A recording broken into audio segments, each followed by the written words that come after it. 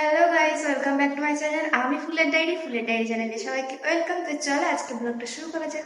তো এখানে মা খাওয়ার জন্য সকালবেলা রান্না করেছিল, ডিম ভাজি রান্না করেছিল, আর পটল তোমার আলু দিয়ে সয়াবিন দিয়ে একটা ঝোল মতন করেছিল। তো হেভি টেস্টি হয়েছিল। তো ভিডিওটা শেষ পর্যন্ত দেখতে থাকো।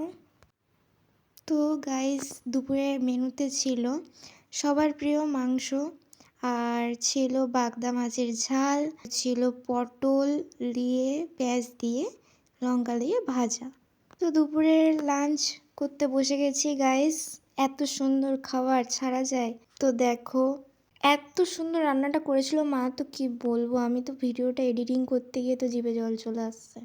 সন্ধ্যের টিফিনে মা বানিয়েছিল টোস্ট, গরম গরম নরম নরম ঝাল ঝাল, এত সুন্দর, ইয়ামি ইয়ামি, খেতে তো জাস্ট ফাটাফাটি ছিল।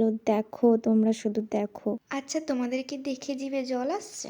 এই বন্ধুরা, এতক্ষণ খাওয়া দাওয়ার পর এবার এসে গেলাম পড়তে। তো দেখো, পড়তে বসে গেছি।